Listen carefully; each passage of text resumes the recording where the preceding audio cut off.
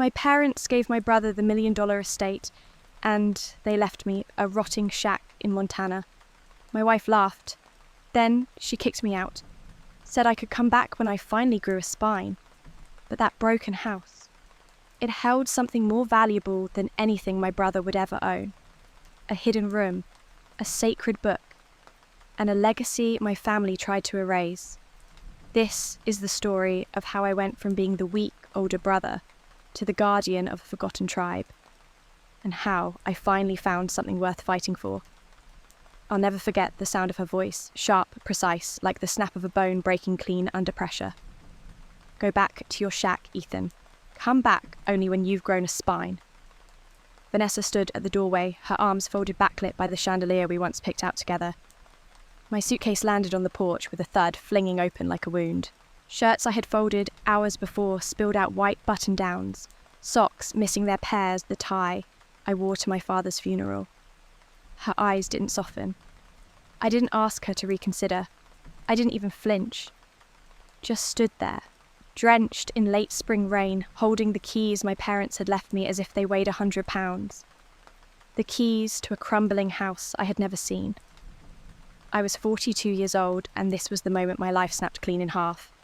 They say betrayal doesn't scream, it whispers. But that night, everything was loud. The rain slamming into the roof of my car. Vanessa's final words echoing in my ears.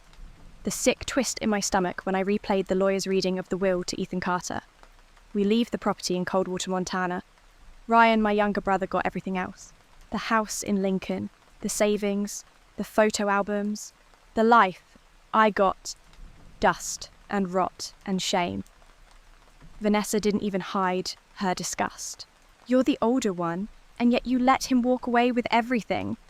What does that make you, Ethan? I didn't answer. Couldn't. That silence was enough for her. By the time I reached the edge of Lincoln, the sky was charcoal and heavy. The rain had turned the highways into mirrors, and I watched my own reflection blur and smear with every passing mile. I didn't know what I was driving toward, just that it was far and cold and broken. Somewhere deep inside, I think I wanted that, to match what was already splintered inside me. The map said Coldwater, Montana was 822 miles away. But I wasn't measuring distance, I was measuring silence, measuring every memory I wouldn't get back, every childhood photo now boxed in Ryan's new living room. When I stopped at a gas station near the Wyoming border, I looked at my face in the bathroom mirror. My dark eyes looked sunken, my hair wet and tangled. I didn't see a man anymore. I saw an echo, a shadow of someone who once tried to be enough. Tried and failed. I crossed into Montana just after sunrise. Fog clung to the trees like ghosts. Pines lined the road like mourners. And then I saw at the mailbox with the faded name Carter scrawled across it. The house sat crooked at the top of a gravel hill. Not metaphorically crooked, literally leaning. The roof sagged. Shingles peeled like dead bark. A window was cracked in an X pattern taped hastily with duct tape. Vines coiled around the porch railings like fingers pulling it back into the earth. Still. I stepped out. The air smelled of pine and smoke and something older, something I couldn't name. I clutched the keys tightly, so tightly the cold metal cut into my palm. I wasn't scared. I wasn't hopeful either. I was empty. And emptiness, I would learn, is the perfect condition for truth to find you. The door groaned when I pushed it open. The kind of groan that carries weight, not just physical, but emotional. History-soaked wood complaining under your trespassing. Inside, the smell hit first. Dust, mould, wet stone. But also fireplace soot-aged paper, and something that felt like time itself had curled up and died here. There was no furniture worth saving, just a table covered in spider webs, an empty hearth still black with the ghosts of fire, a staircase missing 2 steps, walls that whispered when you walked past like they were waiting to tell you something you had forgotten. I stood in the centre of the room and closed my eyes. I thought of Ryan probably sipping wine with his new wife on a leather couch. I thought of Vanessa curled under blankets I once bought her. And then I opened my eyes and whispered to no one. This is what they thought I deserved. I should have left. I should have driven back, begged Vanessa to take me back. Told her she was right. Let the world label me weak again just for the comfort of not being alone. But then something shifted in the walls, no, in me. A sound. Faint. Hollow. Like a voice but not spoken. Like memory brushing against recognition. I followed it without knowing why. Past the creaking hallway, past the rooms filled with nothing but rot and forgotten winters. Until I saw it. A door, oak, solid, carved with images I didn't recognise Sun's Feathers Rivers. It didn't belong here, it didn't belong anywhere I had ever seen. The keys in my pocket suddenly felt warm. I reached for them, and I swear, I heard something whisper my name. Ethan, not to the banker, not the husband, not the disappointment, just Ethan. A man standing at the edge of something he didn't understand, and yet couldn't walk away from. I don't remember how long I stood there, fingers hovering over the carvings, breath shallow ears tuned to the impossible whisper of my name. The door didn't just feel old, it felt alive. Its patterns weren't just decorative, they were intentional. Symbols woven into oak like secrets buried in plain sight. Eagles mid-flight, curved rivers, a sun with too many rays like it was burning its way through the wood. Nothing in the rest of the house looked like this. Not the sagging walls, not the cracked windows, not the dust-caked silence. This door was sacred, and it did not want me to leave. I tried each key with trembling hands. One by one, they clicked, refused, rejected me. I started over, slower, listening for a shift, hoping for a miracle. Nothing. Frustration clawed up my throat. I leaned against the doorframe, heart pounding. Was this all some cruel joke? My parents' final insult? Give the broken son the broken house and let it whisper promises it will never keep. Then I saw it. A gap at the bottom corner. Just a sliver, like a breath exhaled too softly. I dropped to my knees. The floor groaned under my weight. My fingers searched the edges until one board gave, shifted, lifted, behind it a crawl space, narrow, black. And yet I crawled in. Not because I was brave, because I was too hollow to be afraid. The air inside was colder than the rest of the house, but dry, preserved. My flashlight flickered across the walls. Stone, not wood. That alone made no sense. A stone chamber beneath a timber house. This wasn't part of any blueprint I'd ever seen. Then, the light caught something that stole my breath. Shelves, dozens of them. And on those shelves, artefacts. Objects that pulsed with age and memory. A ceremonial drum, its deerhide cover cracked but intact. Pottery with patterns so intricate I thought they might move under the light. A headdress. White eagle feathers arranged in perfect symmetry, untouched by dust. In the far corner, a chest. Old, heavy, carved with a single wolf howling under a crescent moon. My hands shook as I opened it. Inside, a leather-bound book. Its spine creaked. It scent aged earth, and something bitter rushed up to meet me. I opened to the first page. To those who carry the blood of the Lakota, preserve and cherish. Joseph Carter, August 15th, 1947.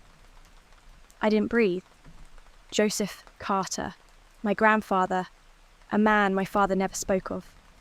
A man who, in one sentence, confirmed what my parents had only ever hinted at: we were Lakota.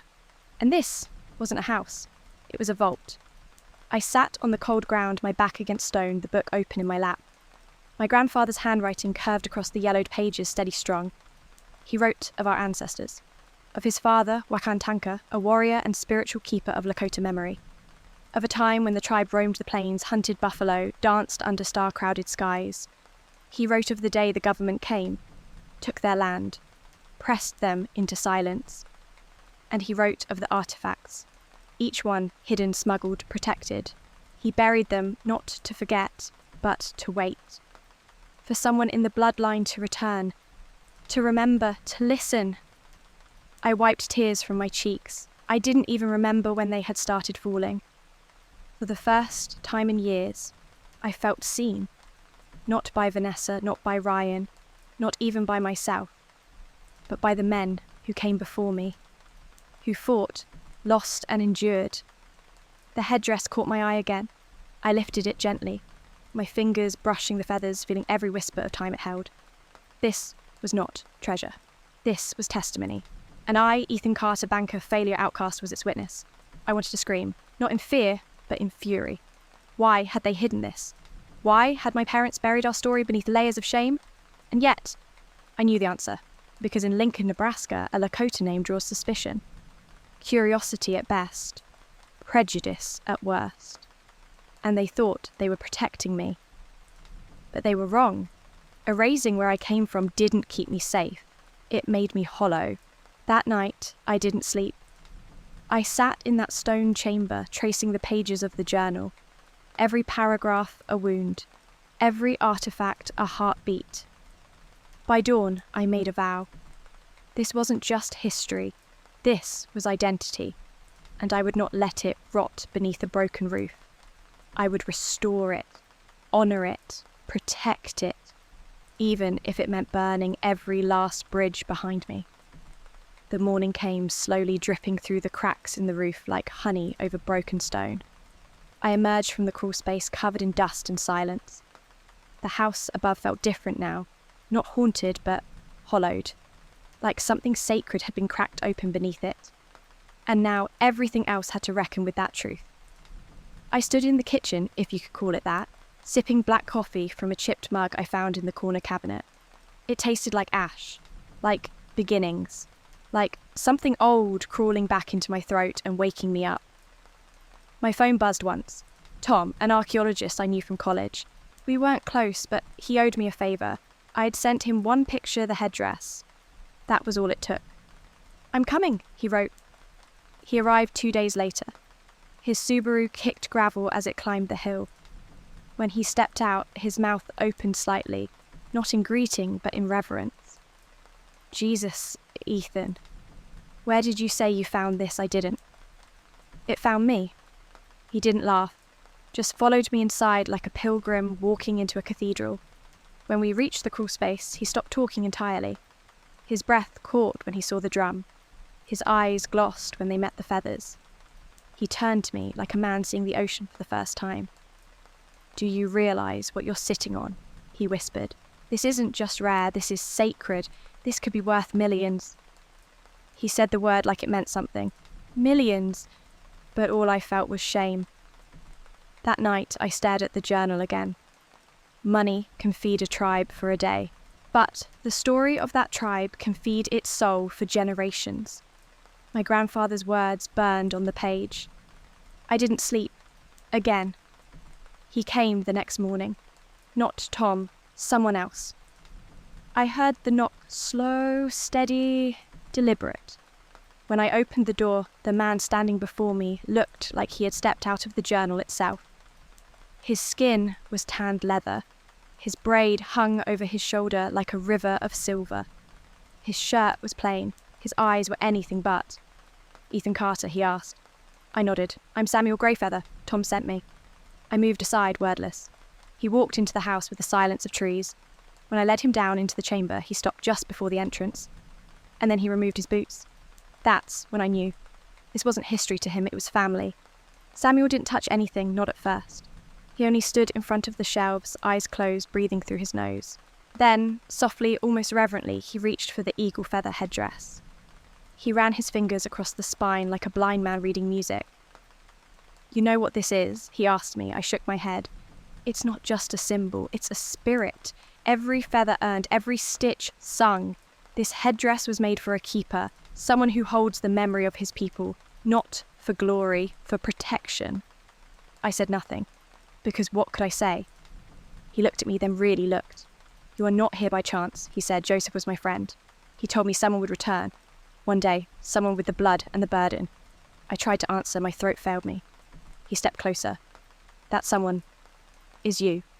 I broke that night, not loudly, not with anger, but quietly, as truth peeled something raw from inside my chest. I sat with Samuel at the fireplace, both of us wrapped in silence. He brewed tea with herbs I didn't recognise. The scent filled the house, earthy, bitter, alive. He didn't preach. He didn't pressure. He just belonged. And I, after a lifetime of exile from something I didn't even know I'd lost, began to feel the same.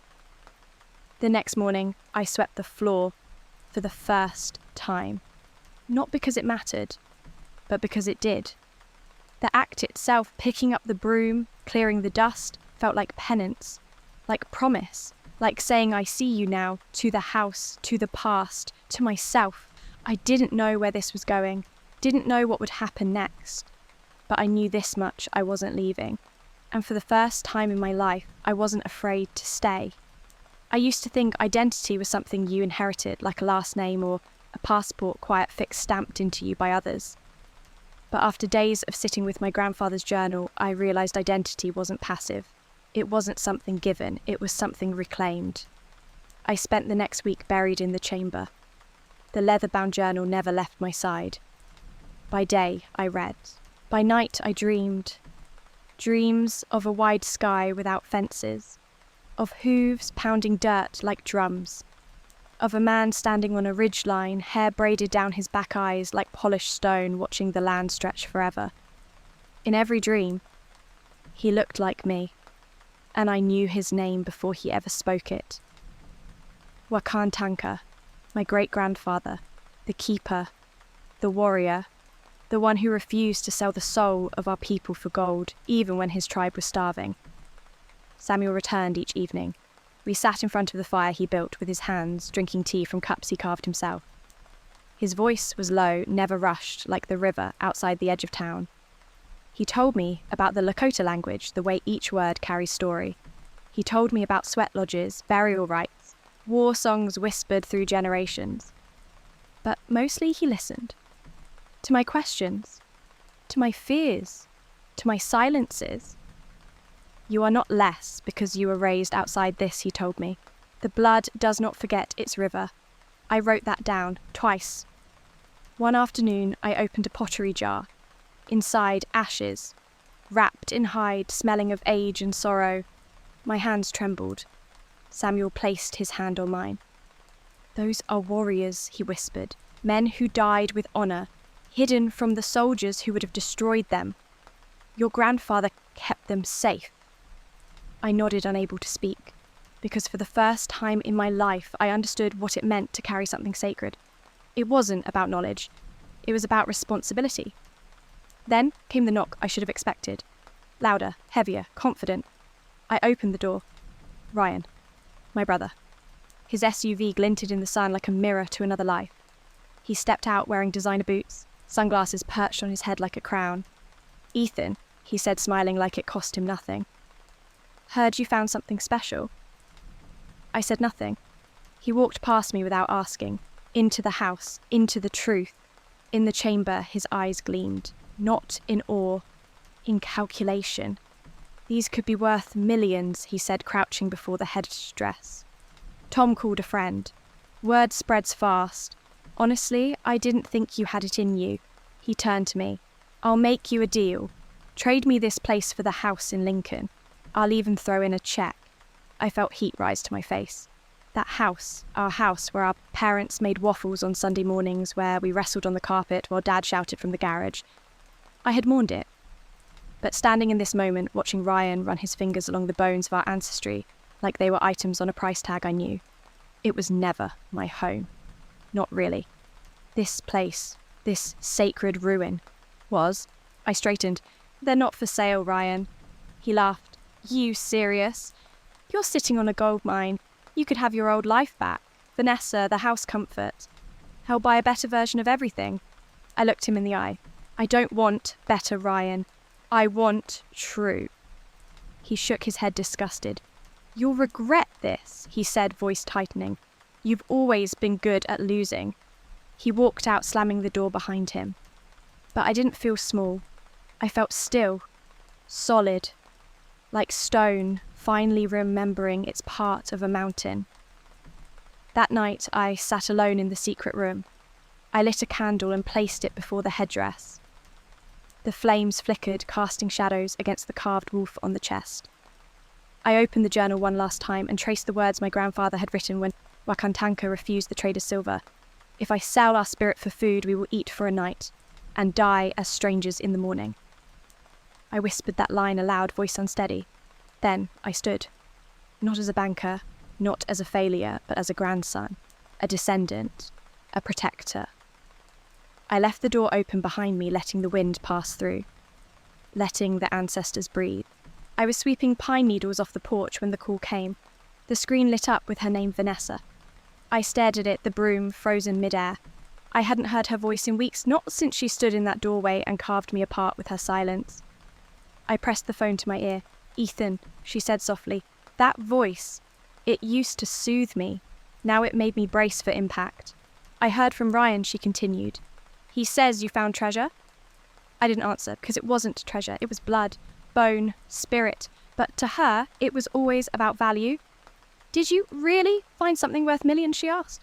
I took a breath. "I found something, but it's not for sale." There was a pause, soft, like the hesitation before a door slams. "You always romanticize things." She said, her voice sugar-laced, but sharp. "But Ethan, we could pay off every debt, start over, buy a house with light that actually works, go to Greece like we dreamed." Her words were spells. Familiar, sweet, poison. "But they no longer worked on me. It doesn't belong to me," I said. "It belongs to the Lakota." She laughed low, breathy, disbelieving. "You're still that same man, aren't you? Still clinging to ideas that don't feed you, that don't save you. I'm not the same," I said. Silence, then a whisper. "I'm coming to Montana. We need to talk." And she hung up. I waited all week, each day, repairing what I could: roof beams, broken frames, my own bones. The house started breathing again. Every board I nailed back into place felt like reclaiming a syllable of a forgotten language. Then she came. Her car was spotless, her coat cream-coloured and crisp. Her heels clicked like judgment. She walked into the house and immediately grimaced at the warped floorboards and lingering smell of old smoke. "This is where you've been living?" she asked. I didn't answer. I led her straight to the hidden chamber. The moment she stepped inside, the air changed. Even Vanessa, always polished, always in control, fell silent. The feathers caught her eye first, then the pottery, then the journal resting open beside the drum. "These things? They're beautiful," she said, reaching towards a carved bowl. "And valuable. If you still care about fixing things between us, we can start with this. I know people. I can help." I stepped between her and the shelf. "They're not for sale." Her eyes flashed. "Ethan, don't be stupid." "I'm not," I said, voice calm. "I'm finally being honest." She looked at me like I was made of wind, like I could be blown away again if she just tried hard enough. "Sell them," she said, stepping closer. "We can start over. I'll forgive everything, the way you let Ryan walk all over you, the way you made me feel like I married a ghost. We can fix it." I didn't flinch. I took her hand gently and removed it from my arm. "I don't need forgiveness," I said, "because I didn't do anything wrong." Her mouth parted, but no words came. And in that silence, I saw it. Not love, not grief, but defeat. "You'll regret this," she whispered. "You'll be alone." And she turned, walked away, clicking heels, retreating through dust and spirit and time. I stood in the chamber alone, my hands trembling not from fear, but from release. I looked around at the feathers, the pottery, the quiet. They had become my witnesses, and I, after years of yielding, had finally drawn a line. Not out of anger, out of belonging. I pressed a palm to the drum. It echoed faintly, not with music, but with recognition. That night, I walked to the edge of the woods. The moon was a silver eye staring through pine. I whispered my grandfather's name. I whispered Wakantanka, and I made another vow. This legacy would not be hidden again. It would rise, even if I had to carry it with blistered hands, even if I had to stand alone.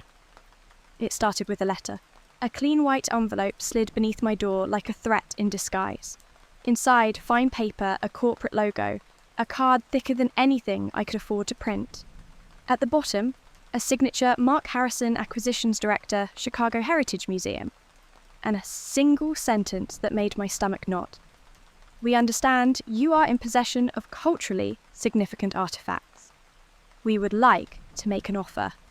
He arrived 3 days later. a man dressed in dark grey with polished shoes that didn't match the dirt under his feet. He smiled as though we were old friends. "Mr. Carter," he greeted, extending a hand. "It's a pleasure.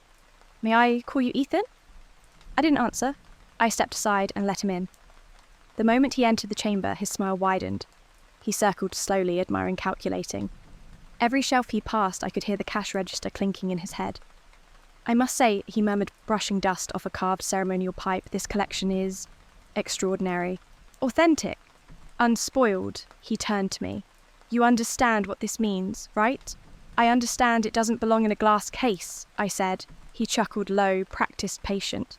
"I'm not here to steal from you. I'm here to honour what you found. Imagine it displayed, climate-controlled, lit, perfectly labelled for school children and scholars. Your name engraved beneath every item. Ethan Carter Collection, Chicago Heritage Wing." I didn't respond. He reached into his briefcase and slid a sheet across the old table. $3. 0, 0, 0, 0, 0, 0. I stared at the number. It was more than I'd ever seen, more than I'd ever imagined. More than enough to erase every debt, every regret, every second of doubt Vanessa had ever used against me. He leaned closer, his voice dipped in velvet. "You'll still own the story, Mr. Carter. Let us preserve the objects. That way the legacy lives on." I met his gaze. "No," I said quietly. His brows lifted. "You misunderstand. I don't—" I said louder now. "You want their bones behind glass. You want their prayers translated into plaques." He opened his mouth again, but I cut him off. "You can't buy a people's spirit, and you damn sure can't buy mine." His face shifted softness, hardening into something clinical.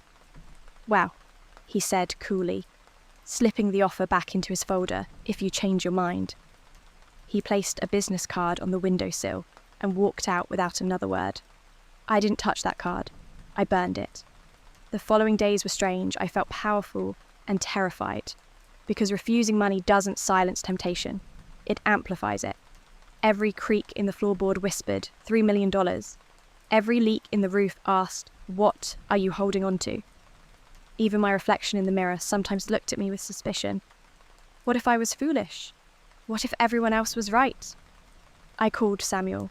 He arrived before sunset, carrying a bundle of sweetgrass and a bottle of cedar oil. We sat outside on 2 wooden chairs beneath the pine canopy. He lit a braided rope of grass, letting the smoke curl between us. "You're troubled," he said simply. I nodded. I told him about the man from Chicago. The offer, the number. "I'm afraid I won't be strong enough next time," I admitted. "I didn't grow up with this. I didn't earn it." Samuel said nothing for a long moment. Then he pointed to the sky. "See that eagle that soared in widening circles, catching light like a blade in the wind? It flies not because the sky is kind," he said, "but because it uses the resistance." He turned back to me. "You are not weak, Ethan. You are learning to fly." That night, I didn't sleep. But I did something else. I began to plan. Not how to sell, but how to share. Because hiding these artifacts was a kind of silence too. They deserved voices, visitors, community, but not behind cold glass, not beneath someone else's label. I wanted to build something living, a place where children like the one I used to be, children who didn't know their blood carried thunder, could learn to listen, to honour, to remember. I called Samuel the next morning. "I want to build a cultural centre," I told him. "Here, in this house, not a museum, a home, a place to teach, to protect, to pass on." He didn't answer right away. When he finally spoke, his voice broke. "You're walking the old road now," he whispered, "and your grandfather, he'd be proud." We began with the bones, not the sacred ones, those remained untouched, reverent in the chamber where they belonged. I mean the bones of the house, the cracked beams, the rotting floorboards, the roof that had forgotten what it meant to shelter.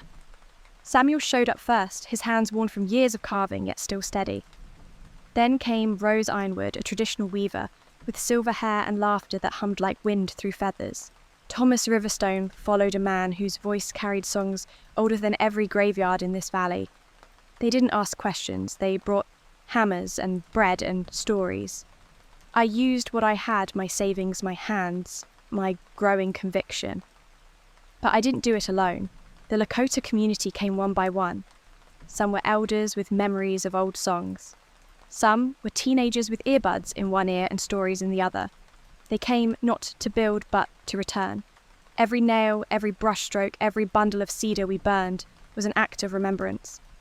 We worked beneath the summer sun until the old house began to exhale again. The cracked porch found its shape.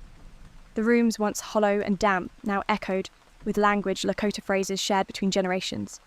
Children ran through the halls where silence once reigned, and laughter returned.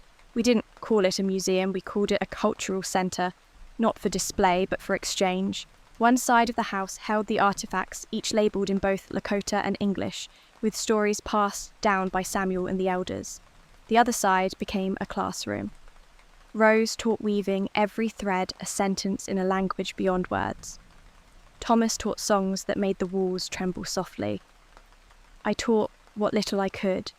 Stories from the journal, the legal process I took to secure the home, and the ways one man can lose his soul and find it again.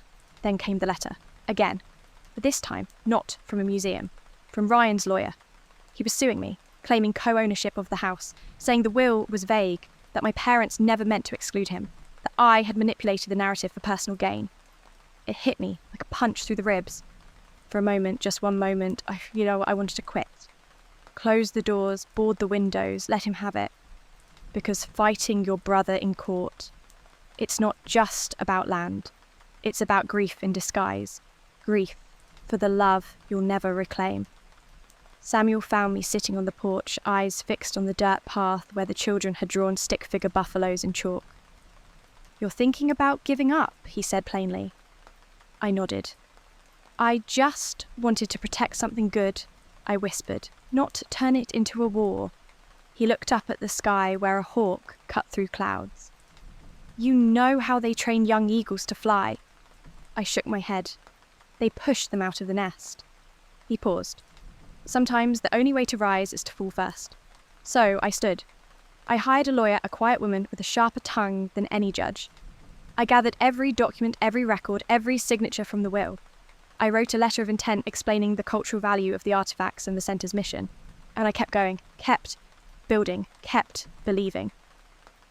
Because fear may knock, but I no longer opened the door for it. On the day we installed the final wooden beam above the main hall, the community gathered outside under the wide Montana sky. The sun lit the valley in gold. Smoke from sacred tobacco drifted upward in the thin, holy lines. I stood beside Samuel. He placed a hand on my shoulder and whispered, "It's not the walls we built, Ethan. It's the circle we restored." We lit a bonfire. We sang. We danced. And for the first time since I arrived in Coldwater, I did not feel like a guest in this story. I felt like a name being written back into it. The courthouse in Billings smelled like paper and fear. Marble floors, cold lights, echoes that made your every step feel like a judgment. Ryan sat on the other side of the room. His suit perfect, his tie scented his expression unreadable. But I knew him, I saw it behind his eyes. Not anger, not grief, just emptiness. The kind you fill with money, or pride, or lawsuits. When the judge entered, everyone stood, the room hushed. Time held its breath. And then it began. Ryan's lawyer spoke first. Confident, slick, painting me as an unstable man who had run off to the mountains, hoarding unverified artifacts in a dilapidated structure to serve some personal fantasy. He called me impulsive, delusional, manipulative. "Mr. Carter," he said with a rehearsed sigh, "has alienated his family, seized sole control of what should be shared property, and is actively obstructing legitimate institutions from preserving priceless Native American relics." I felt the shame creep up like cold water. But then I remembered the smell of sweetgrass, the sound of children learning to weave, the echo of my grandfather's voice. Only spiritual value sustains us through generations. And I stood. My lawyer introduced me as a witness. When I took the stand, my voice trembled at first. Not from fear, from the weight of truth. I didn't steal anything, I began. I was given this house through a clear, signed will. But what I found inside, that wasn't just mine. It belonged to the Lakota, to our ancestors. I'm not here for profit. I'm here to protect. The courtroom was still. I described the artifacts, the journal, the dreams that led me to the hidden room. I explained the cultural centre, the classes, the ceremonies. I didn't plead, I offered my story as testimony, not of ownership but of purpose. Ryan took the stand next. He spoke of value, of market rates, of family fairness, of how hard it was watching me steal the spotlight for something we both could have shared. He mentioned Vanessa, mentioned how I let her down. I didn't look away because the truth doesn't flinch. The judge was an older woman, grey eyes, weathered hands, sharp voice. When the proceedings ended, she didn't call for a recess. She ruled that day. "I've reviewed the will," she said, "and I've reviewed the intent. This house and its contents were left solely to Ethan Carter. His use of the property reflects a commitment not to ownership, but to legacy." She looked directly at Ryan. "This court denies your claim." Gavel, silence, then breath. I didn't smile. I exhaled. Outside the courthouse, Ryan walked past me without a word. I watched him go. I wanted to call after him, tell him it didn't have to be this way, that I still remembered our childhood, the fort we built in the backyard, the way he cried the day Dad took away his toy drum and blamed me for it. But I didn't speak, because I knew he wasn't ready. Maybe he never would be. Back in Coldwater, the community gathered again. We built a fire beneath the open sky. Drums thudded slow and steady, smoke rose like prayers uncoiling toward stars. I stood before them, not as a banker, not as a man who once needed permission to speak, but as Ethan Carter, descendant of Wakantanka, keeper of what was never meant to be sold. I picked up the mic and told the story. Of the house, of the hidden chamber, of the day I learned history isn't a burden, it's a mirror. I used to think I was weak. I said my voice raw, honest. But strength isn't about standing taller. It's about standing truer. Applause rose, but it was soft, like wind through feathers. The kind of praise that doesn't inflate your ego, just roots your spirit. After the ceremony, a young girl, maybe 10 years old, walked up to me. Her braids were tight. Her eyes sharper than mine had ever been at that age. She handed me a beaded necklace. "Thank you, Mr. Carter," she whispered. Today, I felt proud to be Lakota. I took the necklace with both hands, bowing slightly. And in that moment, I knew the battle was worth every scar. In the weeks after the trial, the house changed again. Not in structure, but in spirit. The floors, once silent, now echoed, with footsteps both old and new. Elders humming lullabies, children practicing Lakota words between giggles, visitors arriving not as tourists, but as seekers, and me sweeping, guiding, translating, living. Each morning I rose before the sun, brewed coffee in the quiet, sat on the porch with Samuel's sweetgrass necklace wrapped gently around my wrist, and listened for the voices that used to haunt me. Now they guided. I began writing, not fiction, not memoir, something in between, a chronicle of my grandfather's journal, braided with my own awakening, each chapter carved like bark peeled from a tree, rough, uneven, true. Tom, the archaeologist, offered to help with academic formatting. I thanked him but declined. "This story doesn't need footnotes," I told him. "It needs breath." The children came often.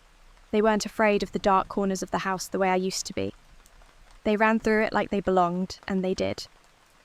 One afternoon, Rose invited me to her home where she taught a group of kids traditional weaving. I sat in the corner, quiet, watching. Her fingers moved like wind through grass, each knot deliberate, each thread part of a story she didn't need to speak aloud. A small boy with wide eyes tapped my arm. "Mr. Carter." "Do you want to try?" I laughed. "I'd ruin it." Rose turned, smiling gently. Everything begins crooked. They handed me a small loom. I fumbled, tangled. The kids laughed, not cruelly, but warmly, encouraging. By the end, I held a twisted square of fabric that barely held together. But it was mine. My hands had made it. That night, I pinned it to the wall beside the headdress. Not as an offering, as a reminder that strength isn't mastery, it's motion. But not all days were light. There were nights I sat alone in the chamber, rereading the same page of the journal over and over. My grandfather's voice steady. mine wavering. There were whispers again, not from ghosts, from doubt. What if I fail? What if I lead these people wrong? What if I don't deserve to stand here? One evening, as I was dusting the headdress, Samuel appeared without knocking. He sat across from me, quiet as always, holding a stick of sacred tobacco. He lit it. Let the smoke rise. You're doubting again, he said. I didn't deny it. I want to be enough, I whispered. But I didn't grow up Lakota. I didn't earn this. I'm just a banker who stumbled into something sacred. He leaned forward, eyes soft. Do you think Wakantanka was never afraid? That Joseph never questioned himself? That any of us walk this path without trembling? He handed me a necklace woven with sweetgrass and obsidian beads. Wear this, he said. It doesn't carry protection. It carries memory. That night, I stood outside beneath the stars, the necklace around my neck. The wind picked up cold, but not cruel. I closed my eyes and imagined the hill where Wakantanka once stood, watching the land stretch to forever. I whispered, I'm still learning. And in the silence that followed, I felt something press gently against my chest. Like a hand, like a promise, like a beginning. Some lessons don't arrive like thunder. They arrive as a breeze, soft unannounced, brushing past your skin just enough to make you pause. That's how the final shift came. Not with a scream, but with a song. Thomas Riverstone called it the ancestor's hum, a quiet note that rises in your chest when your steps finally align with those who came before you. You don't choose when it comes, he said. You just choose whether to stop and listen. It came one morning as I stood in the main hall of the centre alone. The sun hadn't risen yet, the walls were still, but my breath was not. I was preparing for the first intertribal gathering hosted at Coldwater. Representatives from other native communities had been invited, Cherokee, Ojibwe, Navajo, many driving hundreds of miles to share teach and witness. The planning had taken weeks. Permits, schedules, accommodations. Every detail weighed on me like stone strapped to my chest. And in that morning hush, I felt it again, that old fear. What if I ruin this? What if I'm just pretending? What if I don't belong? I looked at my reflection in the dark glass of the display case, the one holding the headdress. What stared back wasn't the man Vanessa left, or the boy Ryan outshone, or the banker in Lincoln. It was someone else, not perfect, but whole. The gathering began just after noon. Drums sounded first steady like heartbeats from the earth itself. Then came voices deep and high, weaving through the trees like threads of smoke. Dozens arrived, families, elders, children with paint on their cheeks. They didn't just come to see, they came to stand beside. I wore the shirt Rose had embroidered for me, deep blue with the silhouette of a howling wolf stitched near the collarbone. When I stepped up to the microphone, I didn't read a speech. I told a story. Mine, not polished, not rehearsed, just mine. About the will, the broken house, the journal, the voices, the feather, the silence, and the moment I first touched the chest and felt the weight of 1,000 years fall into my hands. I used to think strength was about holding tight, I said, but it's not. It's about opening yourself to grief, to truth, to purpose. I looked around at Samuel, at Rose, at the kids who now ran across the yard laughing in Lakota. I am not the end of a line, I said, I'm the bridge. After the speech, an elder I had never met approached me. Her hair was braided tight, her eyes like flint. She placed her palm over my heart and whispered, "They waited for you." Then walked away. I stood frozen. Because I believed her. That evening I climbed the hill behind the house alone. I reached the top as the sun began to set, casting gold across the mountains and fire into the sky. I knelt down, placing the journal on the ground. "I'm doing my best," I whispered, "and I'm not done." The wind picked up carrying pine and smoke and something older. I let it lift my hair, let it wrap around my chest. And in that wind, I heard singing, not in my ears, in my bones. The wind never left after that day. Not the kind that moves trees or lifts dust from the road, but the kind that moves within. Quiet, steady, always humming just beneath the skin. A reminder that I had stepped into something I could no longer walk away from. The cultural centre became more than a house. It became a living heartbeat. Each week, more visitors arrived. Some curious, some broken, some, looking for answers they didn't yet know how to ask. And I told them stories, not from a stage, not with fanfare, just across tables, over soup, between the creak of wooden chairs and the laughter of children weaving their first clumsy patterns. I told them about Wakantanka, my great-grandfather who refused to trade legacy for gold. About Joseph Carter, my grandfather who buried memory beneath floorboards trusting time would find the right hands. And about Ethan Carter, the man who once thought he had nothing, and discovered that what he carried could not be measured in numbers. One rainy afternoon, a boy named Eli came in with his mother. He was 7, didn't speak much, just wandered the room slowly, his eyes wide and cautious. When he reached the glass case that held the drum, he stopped and whispered, "Can I hear it?" I hesitated. The drum had not been played in months. But something inside me said yes. I lifted it gently, tapped it once. The sound was deep, hollow, resonant. It filled the entire house. Eli smiled just slightly, then looked up at me and asked, "Do you think my grandpa would have heard that sound too?" I felt my throat tighten. I knelt beside him. "I think your grandpa is that sound."